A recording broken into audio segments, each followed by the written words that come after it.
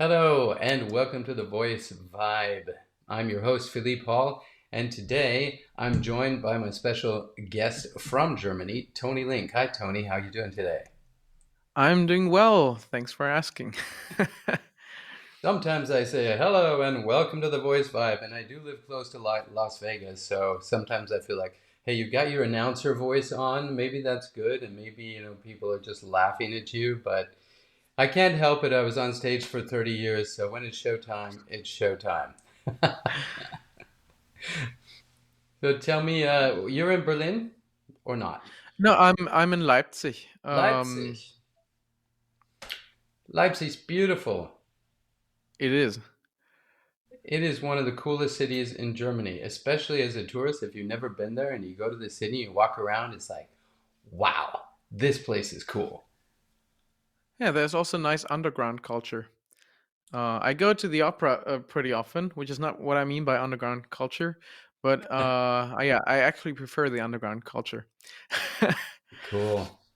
I remember going to some, cellar restaurant or a bar. I don't know, but it was just so cool. It just felt like this must have been just the most amazing city in medieval times. It was just the vibe was so cool.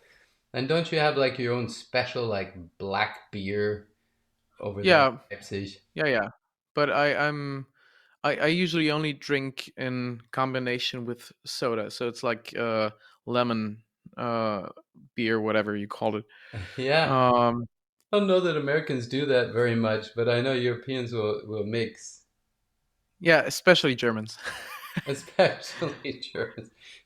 Well, we're not promoting drinking on this podcast, that to say, but there's a lot of what else is great about Leipzig? um, yeah, so we have a pretty nice culture. Well, I guess we have nice food, but I don't know a lot about food or drinking. So, what else do we have? We have relatively cheap rent Okay. compared to the rest of Germany. Yes. Yeah, I like it here. It's not too big, not too small. Lots of nice music. We have the music university where I spent a couple of years. Uh, yeah, uh, it's a good place to live. You didn't know I was going to interview you about Leipzig, did you? No. Well, Tony and I were just having a discussion about, the things that happened, years ago now. Can you believe it's been like almost 4 years? But when everything was shut down and how we both got really busy during the pandemic and lockdowns. Mm.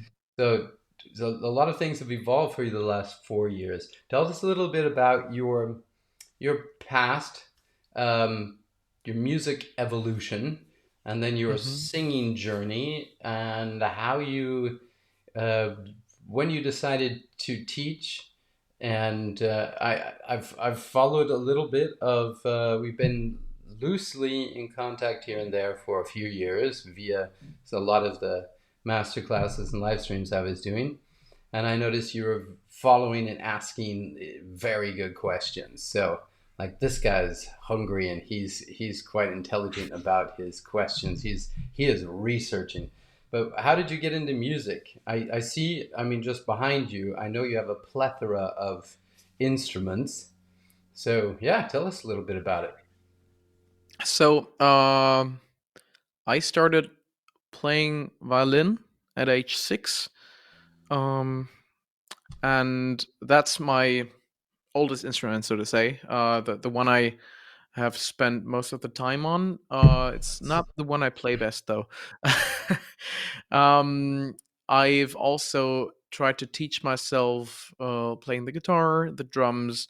So my uh, autodidactical socialization has started pretty early too. And then I think roughly 15 years ago, I started singing. And it's always hard to tell when exactly does it start because I did sing as a child. But this conscious thing, I'm going to practice a song now.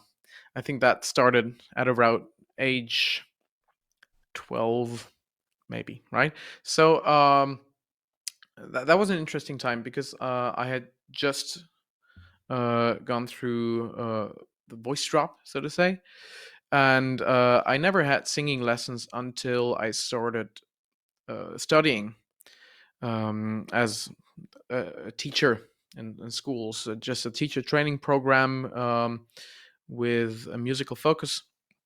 And before that, I never had singing lessons. So while I did learn to sing well enough to get accepted for music university, uh, it was not a very linear journey.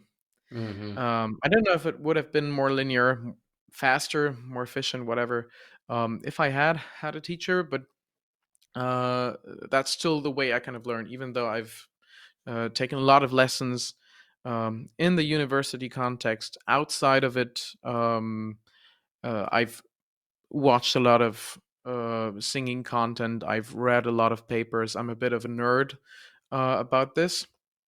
And this has started before music uni, actually, because I was interested especially in the metal stuff, the rough vocal effects, as I call it, when there wasn't a lot of information around on that. I mean, there were a couple of YouTube tutorials. I think I've watched all of them. Uh, there was complete vocal technique, but I didn't know about it back then. So I remember coming up with these categorizations at like age 15, and most of them are not very good.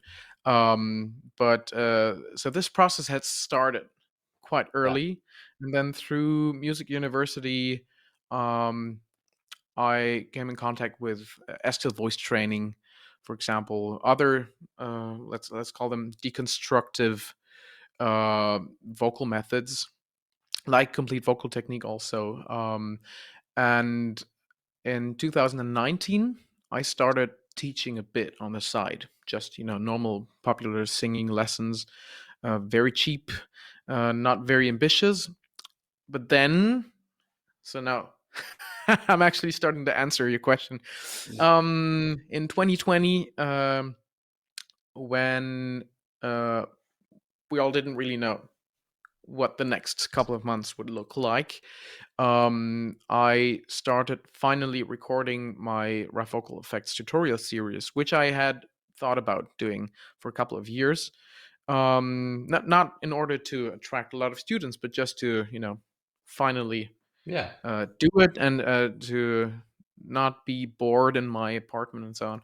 So that seems to have attracted a lot of students Yeah. because in 2020 and 2021 also, my teaching focus has shifted from real life lessons, in person lessons, to mostly online. um, from general singing lessons to mostly this niche of rough vocal effects. I still do teach normal singing. I actually also teach a bit of classical now because I've done a couple of classical uh, covers, if you want to call them that. Yeah. Yeah. And I don't really see myself as a classical singer, but so what I'm saying is I basically teach everything now, and the focus on rough vocal effects is still there. And now, during the last couple of years, I've also done workshops, and I like it very much. I'm very happy to be able to live from teaching. Yeah, congratulations. It's a great evolution. Just some things I just like to point out from my point of view didn't happen overnight, right? Which is important because Mhm. singers like myself when I was, and I continue to learn. I mean, I've basically been studying singing for maybe 33 years, right? And I've sung before that as a child, and it's a continuous journey, and that's nice. It's nice for me. It's what I've wanted to do. I was also somebody that wanted to learn how to do everything.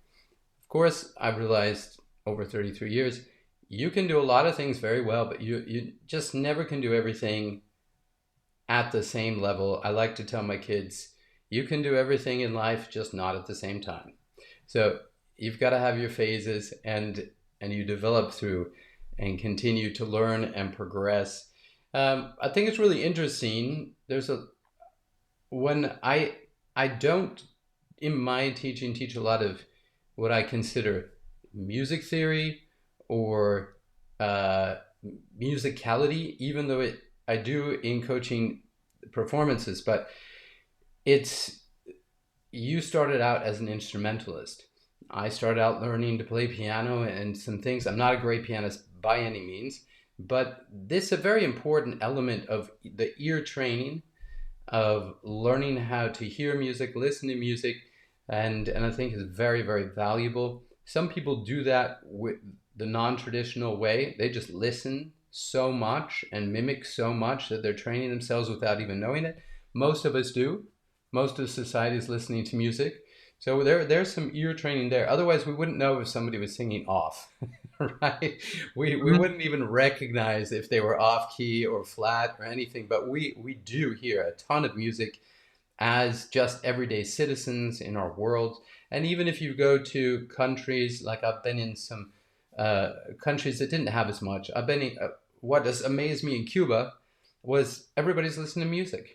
They're mostly were listening to classical music, but they were listening to music. They have their own musical Mhm. style. They're singing. People love music. So getting exposed to music, I think, is great. I would recommend to every singer to spend some time at least getting some basic skills in keyboarding, in piano and guitar. Guitar is just a great instrument you can take everywhere. And I see you have a variety of different instruments. And I love Yeah, the that has been my special interest for the last couple of months. I've accumulated around 30 stringed instruments here. it's so I swear I don't have a problem. Uh, yeah, no, it's really cool. It's really cool because they all have different sounds. Maybe we can yes. segue with that into what we want to talk about, or especially want to talk about with you, is just how all of these if instruments look. I see the ones I can see. I know there are more, but they Mhm. look different, don't they? They look Yes. different. They're built in many ways the same way, at least the string guitar style, but they're all giving a Mhm. different sound. And that has so much, it's just a great image for people to see the different instrument shapes, know they make a different sound. Most people recognize that and realize we have that built in to our voice, our sound making machine. And I call this a fixed state instrument, a guitar. Every one of those instruments you have has a different shape, but it's fixed. It's always going to sound like that. So for me, that's the sound design of the instrument. And I like to talk about sound designs in singing. So we, as vocalists, as singers, you get to change your shape to create different sound designs. I find that incredibly fascinating. Yeah. I've always loved. I mean, I was a I would say successful musical theater artist internationally, and I transitioned into opera because I wanted to.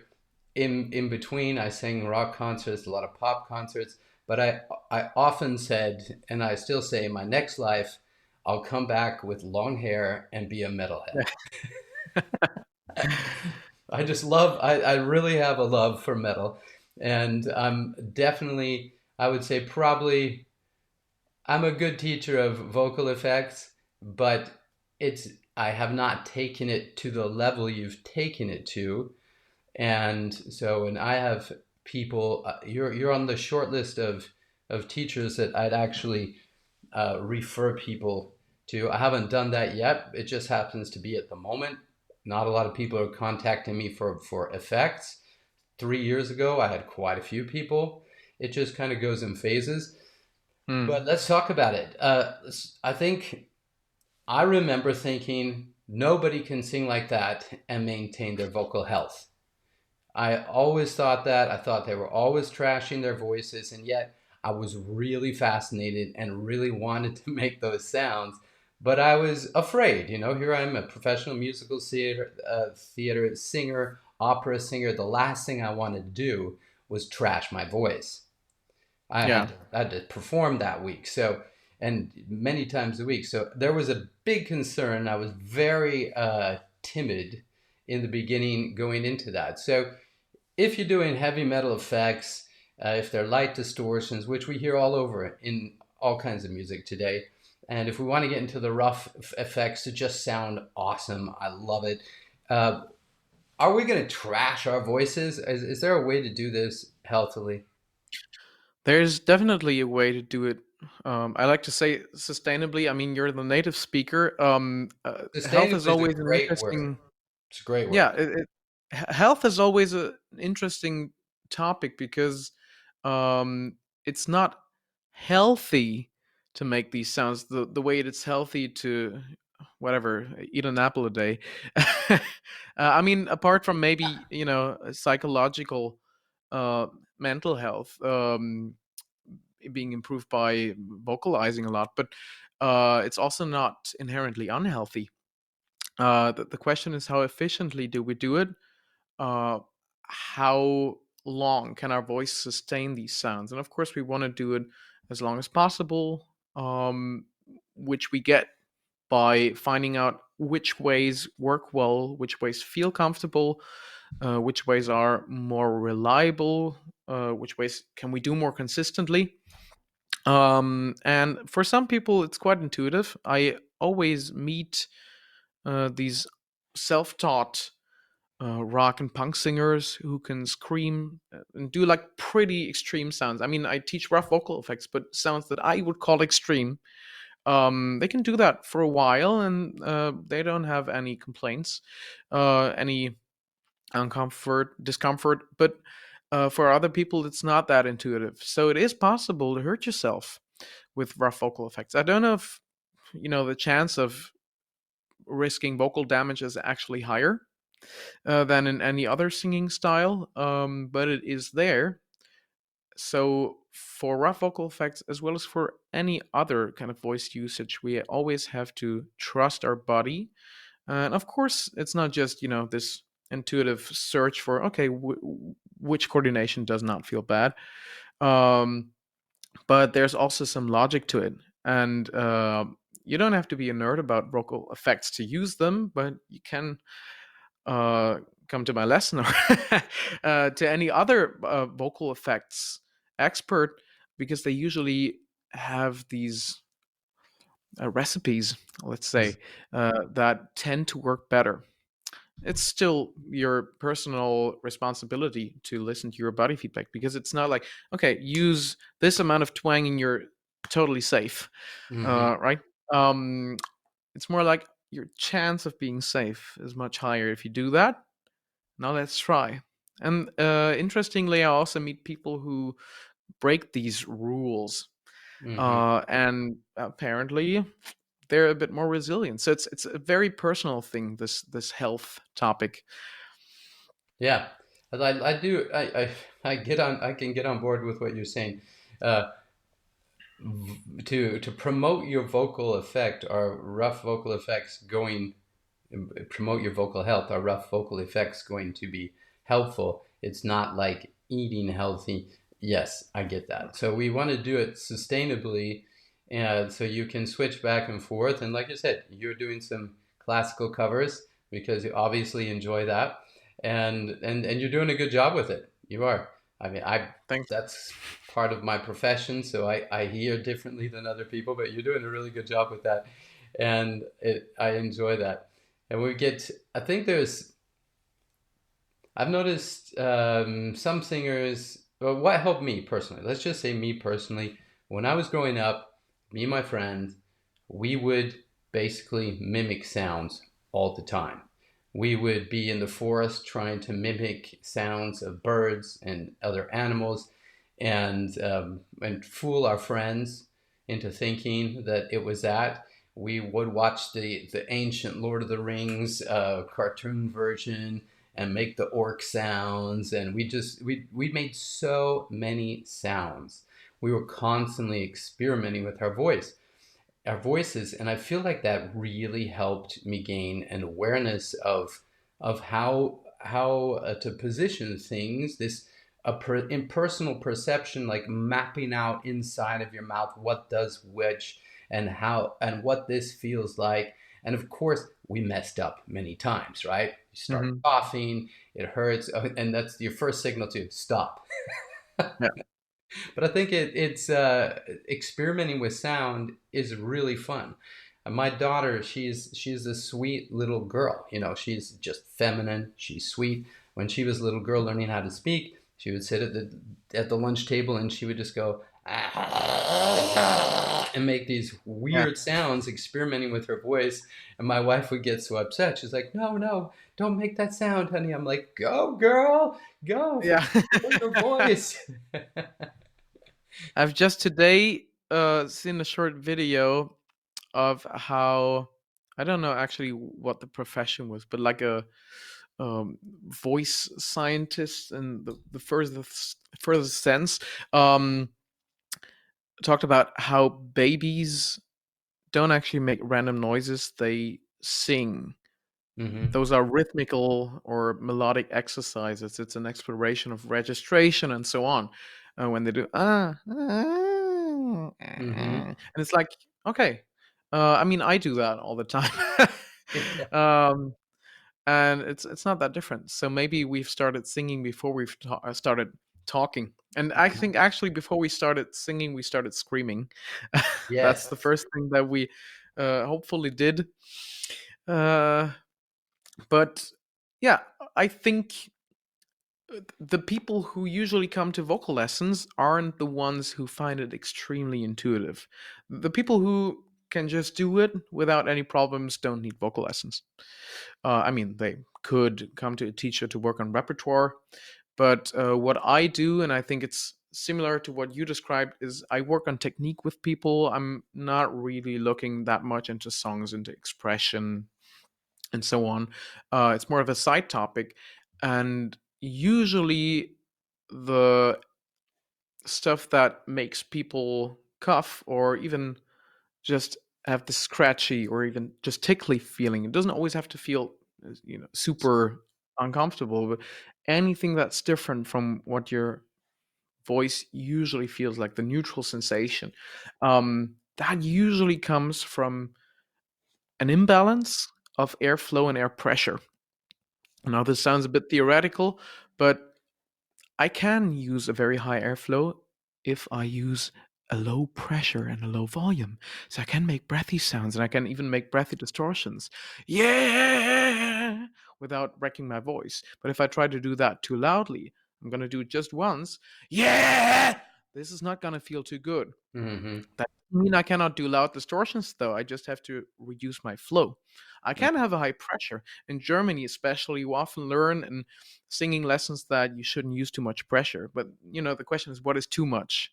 It's Hmm. kind of a non-statement. Too much is too much. But, you can actually use high levels of pressure if the flow is not high. You could do, hey, this thing, and it feels totally fine. It's pretty loud, Hmm. but you don't hear any breathiness in it. So Yeah. that's just one example of what I usually work on with people who tell me they get tired very quickly. They sometimes have to cough. It's not the only thing that could be wrong that could make it less efficient, but that's a big one. Yeah. I'm glad you mentioned that because I just wrapped up the first Big Five coordinations of singing training, which is just a new intensive training series I started. Thinking about everything, my own singing, got like five. I got to get my hand in the picture here, but five coordinations of singing. There's five main elements for me in singing, and I believe, in my experience, they're involved in every style of singing. So you've got your air pressure management, airflow, air pressure, the vocal folds themselves, the pharynx, that includes for me the soft palate and the larynx, that anything that changes the shape of that tube that connects our nose to our larynx behind the tongue. Then we got the tongue, and finally the embouchure. So those are the big five coordinations, and every singing, every sound we make is a combination of exact amounts of that, and that's really fascinating. And one class I gave was on air pressure, Hmm. and people are seem to be very against pressure in singing, in, let's say, our traditional singing teaching. However, if you have no pressure, you're going to have very little sound at all. And you, just like you said, you need the balance. It's the right amount for the sound, and it is a coordination. I think it's really important to learn. And I discovered, even I'm still discovering things, but sometimes it's amazing how much the good kind of pressure is involved to create some kind of sounds. Singing can be very athletic, a lot more costing a lot more energy than what seems to be promoted. That, and I think this comes a lot from the speech level singing, that don't work hard, don't press, don't push, don't. I understand why that can be negative, but it ultimately leads to you just making the same volume sound all the time throughout your entire range. Mm. And that's a great skill to develop. But we need air pressure, and we're definitely going to need to understand that to make a variety of vocal effects. Yeah. Also, I think that you can have this feeling of flow effortlessness, Mm-hmm. even with high effort or pressed or for me, push I associate with too much airflow, Mm-hmm. for the amount of air pressure. So that's my personal association with the word. But you can make very pressed sounds. Oh yeah, that's very pressed. Yeah. You can make very loud sounds. I don't have to tell you that as an opera singer. Um, and they will have high pressure levels if you just objectively measure. But they don't have to feel very hard. Yeah. Usually, I think what people feel when they say it's so squeeze, it's so pressed, it's so effortful, is the feeling of inefficiency, Yeah. not the feeling of work. Right. Yeah, that's so important. I totally agree because, well, what can I share on this? So I often, it will become very clear for you on your singing journey what is high pressure and low pressure, what is high compression, adduction, and low, and high airflow and low airflow. It becomes very clear. But I believe that also it seems to be people have a misconception of that. They're putting it on a scale of 1 to 100. And they just keep thinking this is max pressure, this is light pressure. And those are the extremes of the pressure. Mm.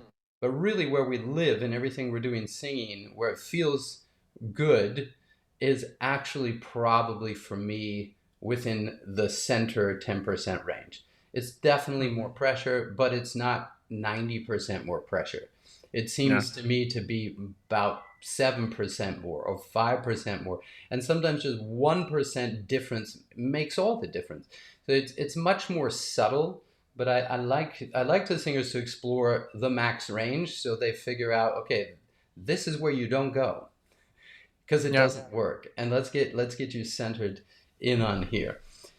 So in your exploration, for in your singing, don't be afraid of pressure, but realize that you might only need 1% or 1.5% more than you're using, Yeah. and you will feel it in your body, but that will give you a sense of open throat. And I love and hate that term because Yeah. it causes people to make their throat bigger, but that's not at all what it means. It means basically the sensation of squeeze and compression and struggle is gone. Yeah. It feels open, it feels free, and you can have that feeling in metal rough effects as well, can't you? Yes. Totally. Um, I think it also depends a bit on what the rest of the body does, how well we distribute the energy we put in. There's certain sounds where I think it will feel a lot easier, and we always search for the easiest way to do it, the easiest feeling way also, if you move a lot. So this might seem a bit paradoxical because the more you move, the more muscle engagement you have, but you don't necessarily feel it, and especially you don't feel it as much in your throat. Sometimes people ask me, "What am I supposed to feel?" And it's a bit tricky because s- other vocal coaches might answer, "You should feel it up in your skull or whatever. The fry is behind my whatever eyes, cheeks," and it's these placement sensations that are usually um, a consequence of a successful coordination, but they're Yeah. not the way there. And Right. they're super subjective also. I mean, I remember in vocal lessons that I took, uh, people telling me to put my sound forward. That's a big thing, I guess, internationally also. And then there's very different understandings of what exactly brings the sound forward. Is it twang? Oh no, twang is a constriction. We don't want to constrict. Is it nasality? Oh no, we call that nasal resonance. It's totally different from nasality. And it's like very confusing. Mm-hmm. Um, and then eventually I remember that the sound I made that the teacher called forward and successful, it felt very backward to me. Mm-hmm. But it's kind of like if you tell me to think about the taste of salt, I will taste it. So you can Yes. also kind of make me feel something in the front or in the back. And I might be a bit weird, but what I'm saying is I cannot tell students where to put the sound. I cannot tell them what to feel. I can tell them that they should search for the easiest possible feeling. Um, uh, but for some of the distortion effects, especially if there's very low rumbling sounds there, you will feel an extra vibration. The same you feel a lower vibration when you speak very low in your chest range. I mean, that's where probably the association of thick vocal folds with chest and then vocal folds with head comes from, because usually for low pitches, bigger bones sympathetically vibrate. I mean, that's just a theory, but and you might have this extra sympathetic vibration even if you're in a very high range, and then you add what they call rattle, and you have this low rumble, and now you feel it up here and down there. Mm-hmm. As long as it's not uncomfortable, it's not wrong, right? Yeah. Yeah, I love that. It's a great explanation and very important to point out. The way you feel singing is going to be pretty individual to you. You might find that you're describing things in a similar way that other teachers or other singers might describe it. We know that higher frequencies are basically faster movements of the vocal folds, and we do physically feel higher frequencies up higher in our head. It's like we have the nerve endings, that's where we feel those vibrations. So that's where the whole term head voice comes from. And then chest, as you mentioned, chest voice, basically because we're feeling the lower vibrations lower in the body. So it is just kind of a body mapping, but it's an evolution. I remember people saying in opera, really good opera singers, they I was can't it was in the cafeteria and one guy was going on stage and everybody was like, "Oh, go put it in the nose, put it in the nose." I'm like, at that point, I thought, why would you want to put it in the nose? If I put my sound in my nose, it's like this, and then it's not a real opera sound. But they kept saying put it in the nose. So what do they mean? You know, I know now they were talking about activating more of that high resonance, getting more of that focus up there. So, like you said, nasal resonance. And what does that mean to put it in the nose? You just described that getting it forward. Some other teachers, and I understand the feeling of, hey, I got to keep it back so it can get forward. It's Yeah. it's very subjective. So there's a lot of terms in singing that don't really mean anything concrete. It's just we have tricks, references, things we do as coaches to help a singer find the right sound. And then I think it's a real big responsibility when they find the right sound. We give them the confirmation. We say, that was it. Did it feel good? They say yes. Great. Can you do it again? They do it again. We say, where do you feel it? How are you making this happen? And that's helping the singer then identify their personal sensation of how this is happening. Like you said, it can be very different from singer to singer, and it can also change over time. Yes. Yeah. My perception of what is, let's call it, chest voice versus head, modal versus falsetto, I think the terms I used back then were mechanism one and mechanism two. My Mm-hmm. perception of where exactly the border is has changed quite a lot. I used to obsessively try and hit very powerful high notes, stuff that I haven't practiced for a while because I figured out I only needed up to, let's say the higher middle range. I mean, how many songs do have a C5? I still practice the C, but I don't really practice the G sharp 5 anymore. But I used to spend my whole day, yeah, and then, oh, that was a flip. That means that when I have a flip up there, everything before that flip must have been chest voice. So that was my understanding back then. Because if I have a flip there and Yeah. instability, that must mean that's the border. Yeah. So that was the sounds I made all day long. Sorry, neighbors. Right now, it's actually more acceptable sounds. Now it's and all that, and uh, it sounds maybe a bit more aggressive, but it's not as loud. But Yeah. now my mapping has shifted.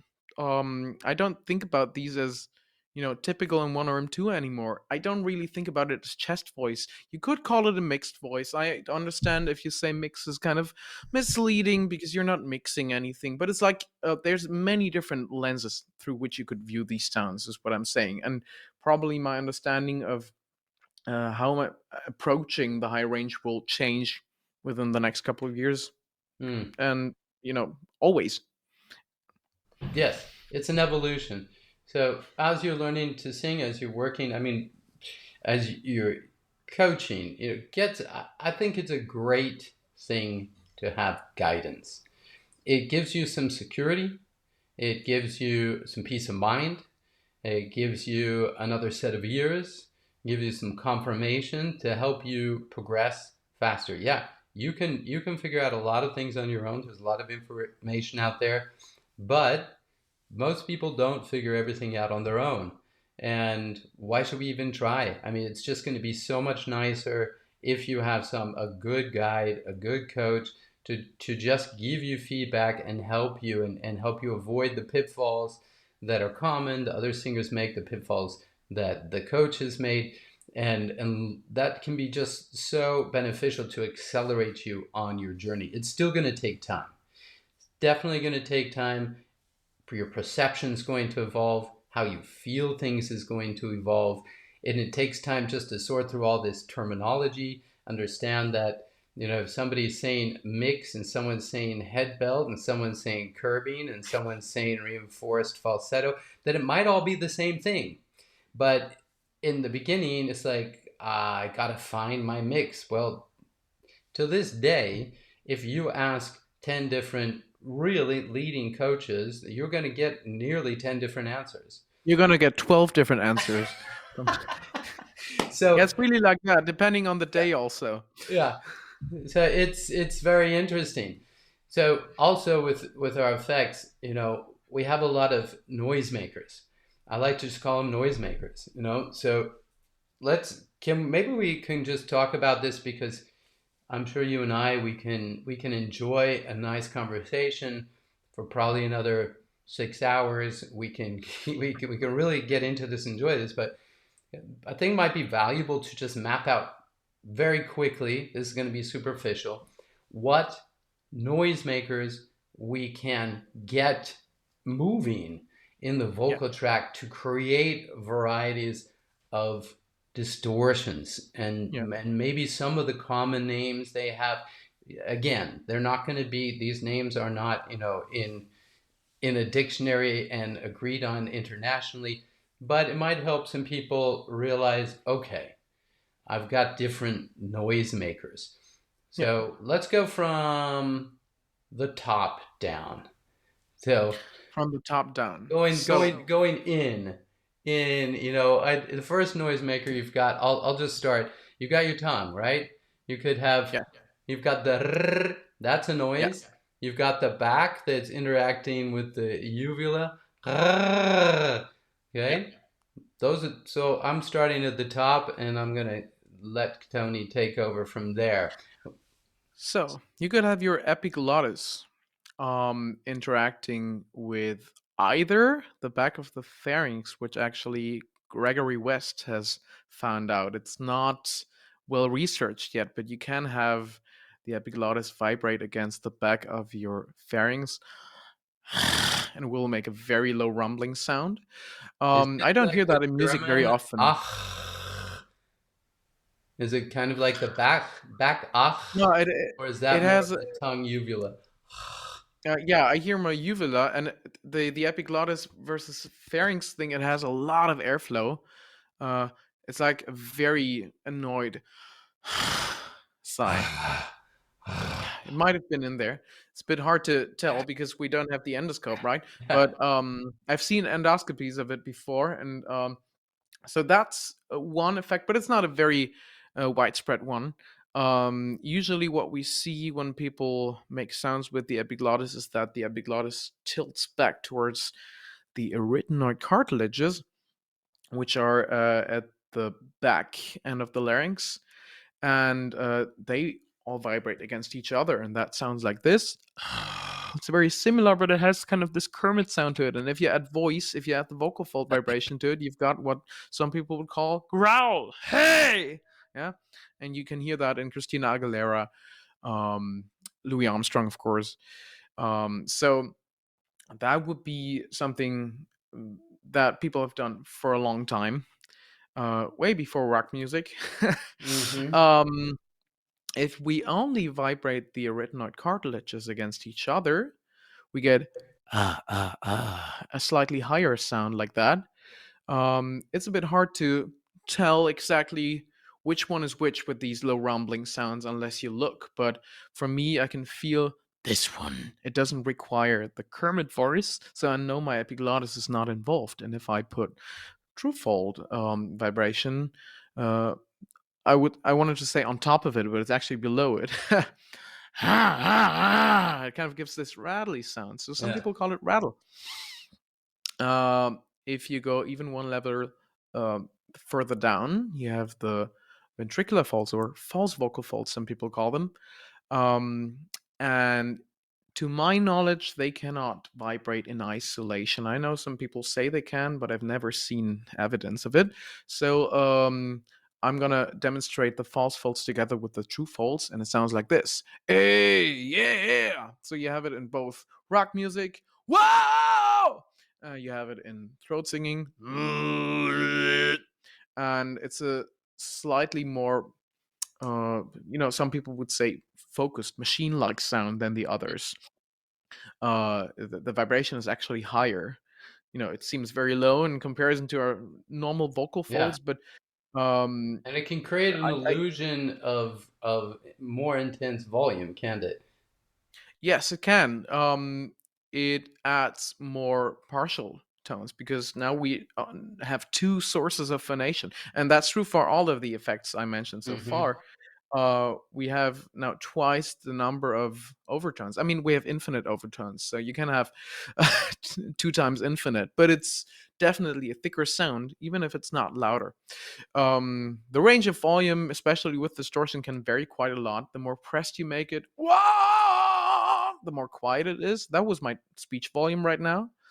The more twangy you make it, yeah, the louder it gets. I mean, I'm going away from the microphone, so it's a bit hard to tell when you're not in the same room. But Yeah. I believe you could do this on an operatic level. And actually, I've heard opera singers use distortion or rattle on stage. For example, if they're in a fighting scene, Yeah. Mori dannato. This kind of stuff. It can be loud, right? Yeah. Um, so that would be all the, you could call them supraglottal effects above the vocal folds. But the vocal folds themselves can also vibrate, uh, let's say, in a more complex fashion. It doesn't always have to be irregular. If we do it irregularly, whoa, we don't really hear a fundamental pitch. The only pitch perception we have is about bright and dark, higher and lower Mm. resonances. Wow! Just like when you have your toothbrush and Mm. your. So that's how you create this illusion of high and low in high and low fry screams, for example. It can also be regular. That's an octave, but it's still only the vocal folds vibrating. Yeah. Very cool. So that would be the main effects. I also have a couple of special effects like what I call splitting, where you have diplephonia. Basically, that's also vocal fold based, but it works a bit differently from creaking. But generally, you can combine and you know also on a spectrum of regularity, irregularity, um, volume, other ways of creating intensity. You can vary all of these effects quite a lot. And then, if we go into metal, people will combine creaking, the vocal fold thing, with supraglottic effects, and usually they'll call it fry scream. Hmm. They will combine uh, the supraglottic effect with more of a grunty sound and call it false chord scream, which is not really an accurate name. But we talked about how names in singing pedagogy aren't usually uh, accurate. They just develop and then we're stuck with them. Yeah, So that's a right. short overview of effects. Yeah, I love it. And one thing you mentioned that I think is really good for people to know, um, you've spent a lot of time isolating the coordination, which is great. It's great for developing control, but in reality, um, people are not trying to sing their songs with pure isolation effects. They're letting other Hmm. things move along there as well, right? Yeah, I mean, if we look into a song where we know there's a bit of dirt going on there, that might be rock music, might be pop, might be jazz, might, as I've mentioned, even be classical. But um, it's usually not the whole phrase that's distorted. We have these genres, but it's not the majority of songs with rough vocals.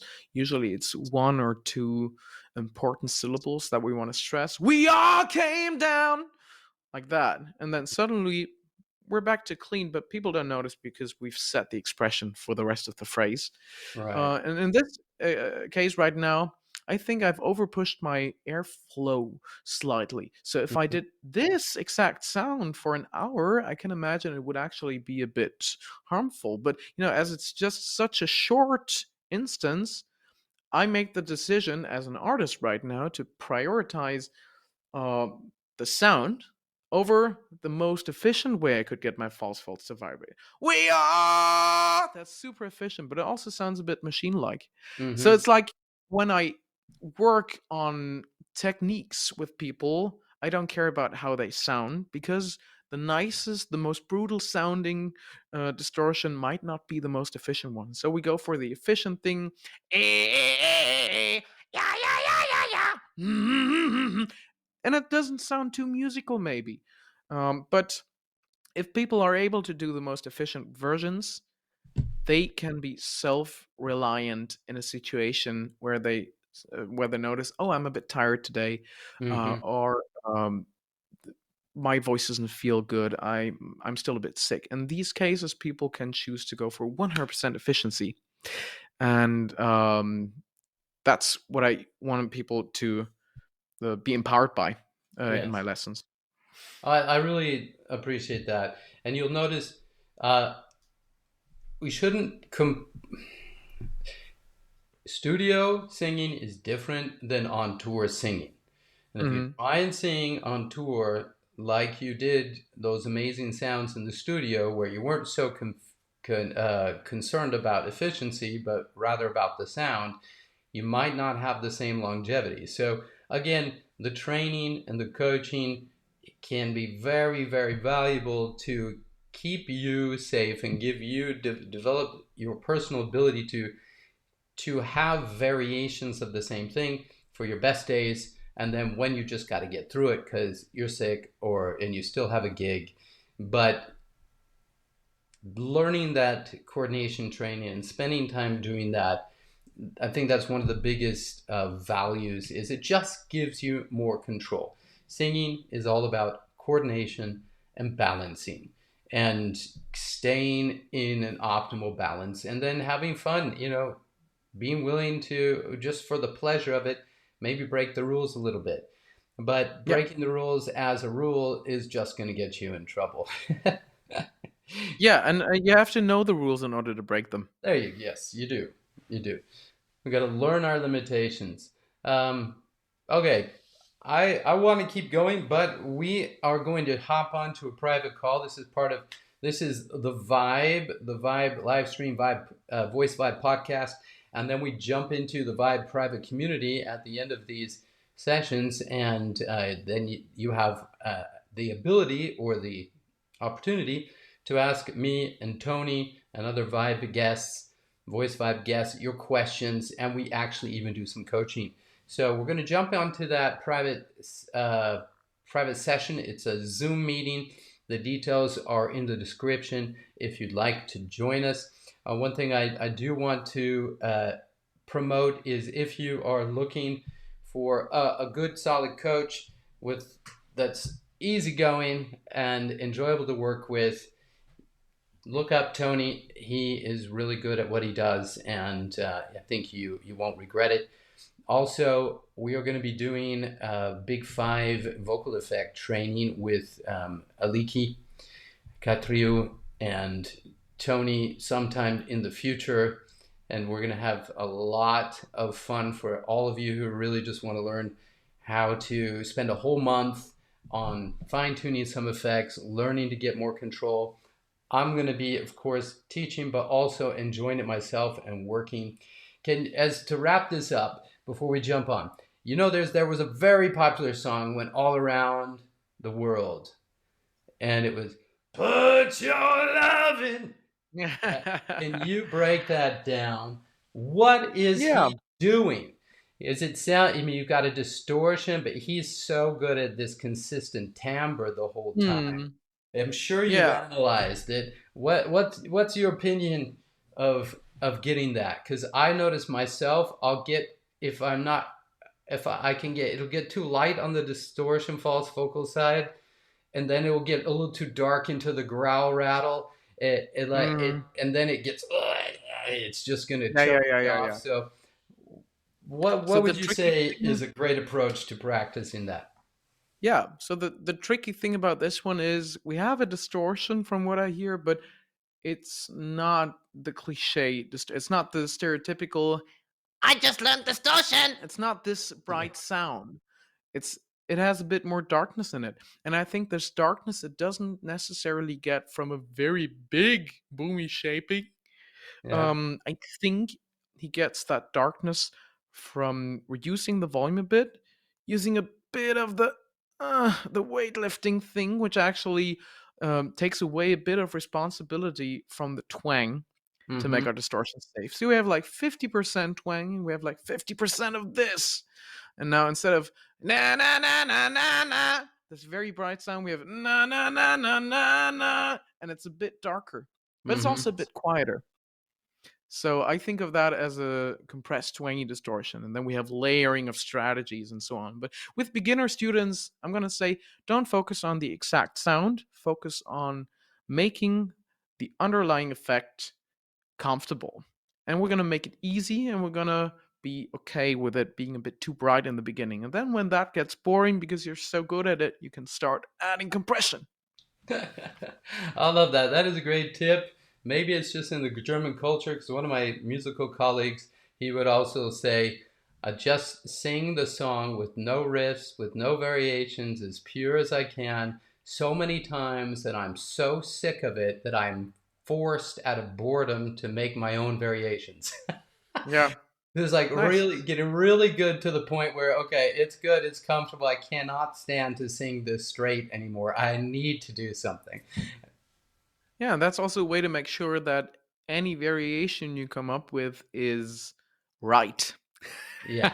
Because you could like put your loving hand out, and it's like, okay, is this still the expression of the song?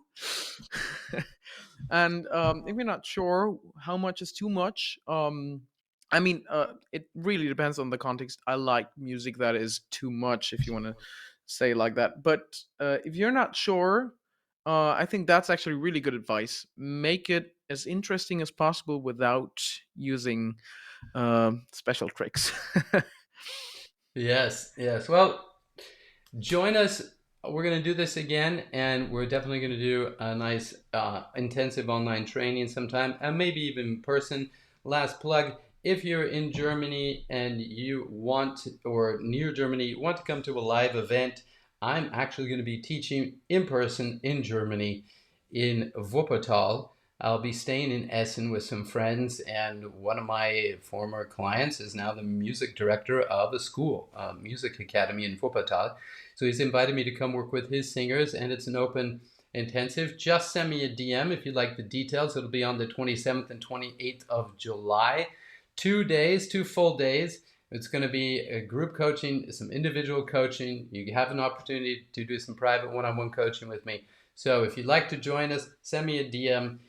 Just message me and or comment on this video. Toni, thanks so much for being here. Thanks you to all of the listeners who've been here, and don't forget to check out Toni and give him some love, give him some follows. He's got some great videos on YouTube. Take care, everybody. Thanks for being on the Voice Vibe, Toni. Thanks for having me.